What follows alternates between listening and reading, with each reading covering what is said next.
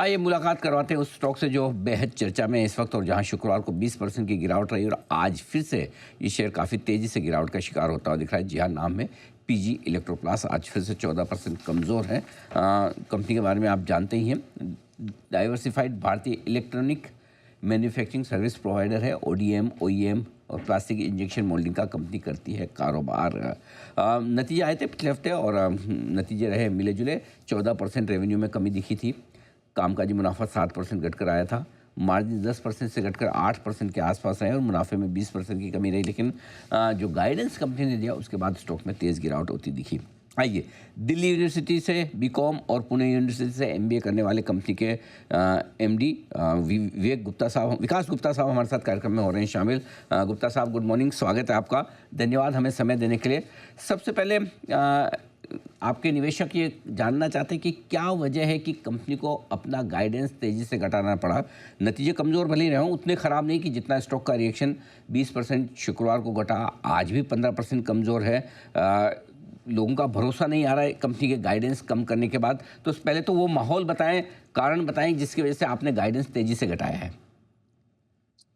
नमस्कार अनिल जी, नमस्कार और सर। बहुत बहुत धन्यवाद मेरे को अपने शो पे लेने के लिए। Thank you sir. देखिए सर, हुआ क्या है कि जब क्वार्टर वन हमने जब देखा, अप्रैल में जून का जो महीना था, अगर हम लोग उसमें देखें, जो हमारा प्रोडक्शन था, हमारी फैक्ट्री में प्रोडक्शन था और जो सेल था, मंथ ऑफ अप्रैल में हम लोगों ने 70% अपनी सेल को ग्रो किया as compared to last year.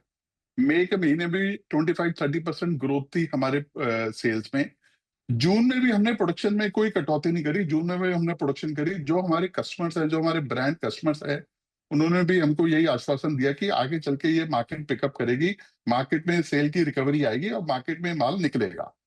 जैसे हम लोग जुलाई में आए, जून एंड में और जुलाई में आए, जुलाई में देखा कि आगे चल के कि भैया मार्केट में सेल में रिकवरी नहीं आ रही है, तो हम लोगों को दिखा कि जुलाई, अगस्त और आने वाले महीनों में सेल की रिकवरी नहीं होगी। इसलिए हमने अपनी रेवेन्यू गाइडेंस को ठीक किया है। मेरे ख्याल से ये इंपॉर्टेंट है हम लोगों को अपने इन्वेस्टर्स को ट्रांसपेरेंटली शेयर करना कि मार्केट की कंडीशन क्या है। उसी को चलते हुए हमने अपनी रेवेन्यू गाइडेंस को ठीक किया है सर। नहीं, ठीक है कि आपने 30% के आसपास का पहले का गाइडेंस था उसको घटाकर 17 से 19% किया, राइट सर?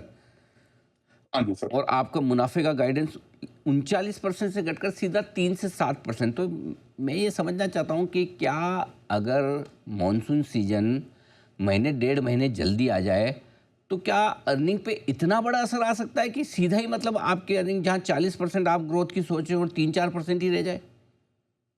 नहीं अनिल जी, इसमें हुआ क्या है मैं आपको बता दूं। जो एसी का सीजन होता है, एसी के सीजन में हमारे लिए जो मार्जिन का इम्पैक्ट आया, मैं आपको बताता हूँ। मार्जिन के इम्पैक्ट में तीन बड़े कारण हैं जिसके कारण मार्जिन पे इम्पैक्ट आ रहा है। पहला तो है, उसमें सबसे बड़ा है वो फाइनेंस कॉस्ट है। हमारे लिए क्या हुआ है कि फाइनेंस कॉस्ट का इम्पैक्ट इसलिए आया है क्योंकि जो इन्वेंट्री हमारे सिस्टम में बैठी थी उससे हमारा वर्किंग कैपिटल काफी टाई अप हो गया, वर्किंग कैपिटल उसमें इंगेज हो गया। और अपने कैश फ्लो को मैनेज के लिए हमने काफी सारी चीजें डिस्काउंटिंग करनी पड़ी है रिसीवेबल्स की, और काफी हमको फैक्टरिंग करनी पड़ी। उसके कारण हमारे लिए फाइनेंस कॉस्ट का हिट आया है। दूसरा बड़ा कारण क्या होता है सर, जो एसी का बिजनेस होता है, एसी में जो फैक्ट्री चलती है, तो उसमें जो प्रॉफिटेबिलिटी होती है वो भी सीजनल होती है। हम जो बड़ा पैसा हमारा एसी का बनता है जब हमारी पीक प्रोडक्शन होती है, उन महीनों में अच्छा बड़ा पैसा बनता है। बट जब लीन सीजन होता है, जब लीन मंथ्स होते हैं, जब प्रोडक्शन कम होती है फैक्ट्रीज में, तब जो हमारी फिक्स कॉस्ट है हमको उसको मैनेज करना पड़ता है। अब जैसे कि इस साल क्या हुआ है कि जो पीक प्रोडक्शन के महीने कम रहे हैं और लीन मंथ्स ज्यादा रहे हैं, तो जो लीन मंथ्स ज्यादा आ रहे हैं उसका हमारा मार्जिन पे उसका इम्पैक्ट आ रहा है, जिसके कारण ये मार्जिन में इशू दिख रहा है हमारे को। तीसरा कारण क्या है कि सर, कॉपर, एल्यूमिनियम और जो कमोडिटीज हैं उसकी प्राइस में भी चलते हुए कुछ बढ़ोतरी आई है। जो डॉलर का एक्सचेंज रेट है वो भी हमारे फेवर में नहीं है। तो ये सारी चीजों ने मिलके हमारे इम्पैक्ट को एक हमारे सॉरी मार्जिन को एक इम्पैक्ट किया है। तो ये 3 बड़े कारण। तो क्या जब आपने थोड़े समय पहले इसका जो गाइडेंस दिया था पूरे साल भर का, पिछले क्वार्टर में, तब बिल्कुल भी अंदाज़ा नहीं था कि ये 3 चीज़ें एक साथ विपरीत जा सकती है? सर, हम लोगों ने जो रेवेन्यू गाइडेंस दी थी वो मई में दी थी, मई 2025 में, ठीक है जी। सर।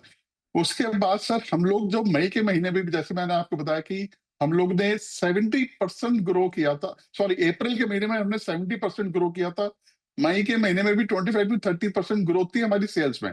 तो वी वर कॉन्फिडेंट कि भैया ये जो आगे सेल चलेगी ऐसे ही चलेगी। जब हम जून में भी एंटर किए, जून में भी हमने प्रोडक्शन को नहीं रोका, जून में भी प्रोडक्शन करते रहे, क्योंकि जो हमारे को प्रोडक्शन के प्लान दिए हुए थे हमारे कस्टमर से, वो उस हिसाब से चल रहे थे। अब आगे चल के जैसे सेल बिल्कुल भी रिकवर नहीं करी और जुलाई का महीना भी निकल गया, तो हमको समझ में आया कि भैया अब डिमांड रिकवर नहीं करेगी। इट इज बेटर कि हम लोग अपनी रेवेन्यू गाइडेंस को रिवाइज करें। ओके। गुप्ता साहब, एक और बड़ी चिंता जो बाज़ार में है वो ये कि जून के महीने से सिचुएशन ख़राब हुई है। मई के महीने में आपने करीबन करीबन 5.5 पौने 6% स्टेक भी अपनी बेची है और 740 रुपये के दाम पे बेची है। तो लोगों का ये मानना है, लोगों को ये चीज़ ज़्यादा चुभ रही है कि अरे, जब से ख़राब होने लगा माहौल उसके पहले ही प्रमोटर अपनी इतनी बड़ी स्टेक मार्केट में बेच गए। इस पे आपका क्या कहना है? देखो अनिल जी, देखो मैं बाजार की बात के लिए नहीं कह सकता, बट मैं अपनी तरफ से आपको बता सकता हूँ, जो प्रमोटर है, जो मैनेजमेंट है, वो टोटली कमिटेड है इस बिजनेस की तरफ। अगर हम इन चीज बिजनेस को देखेंगे तो लॉन्ग टर्म व्यू से देखना चाहिए। एक खराब समर का सीजन बिजनेस को डिफाइन नहीं करता या प्रमोटर की कमिटमेंट को डिफाइन नहीं करता है सर। हम लोग ऑलरेडी इसमें कमिटेड हैं इस बिजनेस को आगे ग्रो करने के लिए। आज भी हम 43-44% पे बैठे हैं सर। इस स्टेक, हमारा जो स्टेक है इस कंपनी में, वो जो कि छोटा नहीं है। अगर हम पीयर ग्रुप देखें और कंपनीज देखें इस क्षेत्र में जो काम कर रही है, प्रमोटर का stake one of the highest है सर इसमें। और फर्दर भी हम लोग इस बिजनेस को आगे बढ़ाने में काम करने में लगे हुए हैं सर। फिर अगर ऐसे में, क्योंकि आपने स्टेक तब बेची जब शायद आपको पता नहीं था कि बिजनेस ख़राब हो जाएगा, और उस वक्त अब वहाँ से स्टॉक लगभग 35% नीचे है जहाँ से आपकी स्टेक बिकी है। क्या आपको लगता है कि अच्छे लेवल आ गए जहाँ प्रमोटर अब वापस से खरीदारी करने की सोच सकते हैं? क्या आप बायबैक या प्रमोटर की स्टेक बढ़ाने के बारे में सोचेंगे इस लेवल पर? अनिल जी, बिल्कुल हम लोग सोचेंगे। अभी जो हम लोग ने जो ब्लॉक डील करी थी, उसमें 6 मंथ्स का एक लॉक इन पीरियड रहता है। उसको देखने के बाद अगर हमको लगेगा तो डेफिनेटली हम लोग उसमें जाएंगे सर। देखिए अनिल जी, मेरे ख्याल से प्रमोटर का स्टेक कितना है वो ठीक है, एक चिंता का आप विषय कह रहे हैं। अगर आप देखें, हम लोग ने जब क्यूआईपी किया था 1500 करोड़ का दिसंबर 2024 में, तब भी प्रमोटर का स्टेक 50% से नीचे आया था। तो हम लोगों ने as a management, as a family आपस में डिस्कस भी हुआ कि भई हमको अपनी कंपनी में स्टेक को 50% से नीचे लाना चाहिए, नहीं लाना चाहिए। बट हमको लगा कि कंपनी के हित में क्या है, कंपनी को अगर ग्रो करना है, तो हमको अगर फर्दर फंड रेज़ करना पड़े तो हम करेंगे। तो उसके चलते हुए प्रमोटर का स्टेक नीचे आया है। तो मेरे ख्याल से प्रमोटर के स्टेक से ज़्यादा इम्पोर्टेंट ये है कि हम इन चीज़ों पे ध्यान दें कि कैसे कंपनी आगे बढ़ रही है। सिर्फ एक समर का सीज़न, एक खराब सीज़न कैन नॉट डिफाइन। हमारी कंपनी सर पिछले 4 सालों में 2 लाख एसी पूरे साल में बनाती थी।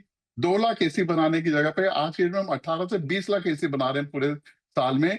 4 साल में हमने इस बिज़नेस को ऐसे ग्रो किया है, we should see it that way sir. ठीक बात है, फेयर इनफ कि एक खराब क्वार्टर से या एक खराब सीजन से कंपनी खराब नहीं हो जाती। और चलिए, एक बार प्रमोटर स्टेक छोड़ भी दे, जिस तरह से आपने क्लेरिफाई किया कि कोई ऐसा इरादा नहीं था कि बिजनेस आगे खराब होने वाला है और उस वजह से आपने पहले बेची हो, मान भी लेते हैं। तो गुप्ता साहब, कैसे कॉन्फिडेंस लौटे आपके इन्वेस्टर्स का? कब से कंपनी की परफॉर्मेंस आपको लगता है कि ठीक होना शुरू हो जाएगी? सर देखिए, जो हमने इस साल का अनिल जी जो रेवेन्यू गाइडेंस दिया है, हम लोग कोशिश करेंगे उसको कैसे मीट करें या आउट परफॉर्म करें। देखो सर, सारी बातों का मतलब ये है कि जब हम परफॉर्म करके देंगे उसी से आगे बढ़ेगी कहानी। बट हमारा लॉन्ग टर्म कॉन्फिडेंस बहुत इंटैक्ट है सर। हम फर्दर कैपेक्स कर रहे हैं, हम लोग अपनी कैपेसिटीज को इम्प्रूव कर रहे हैं, हम प्रोडक्ट डाइवर्सिफिकेशन कर रहे हैं, नए प्लेटफॉर्म्स लॉन्च कर रहे हैं। वो हमारे लिए इंपॉर्टेंट है। बिजनेस को कैसे सॉलिडिफाई करना है, अपने क्लाइंट से एंगेज कर रहे हैं, रिलेशनशिप को और मजबूत कर रहे हैं, बिजनेस को ग्रो कर रहे हैं सर। ये तो ठीक है सर, ये तो इंटेंजिबल बातें हैं, मैं समझ सकता हूँ कि as a head of company आप ये सारी चीज़ें करेंगे।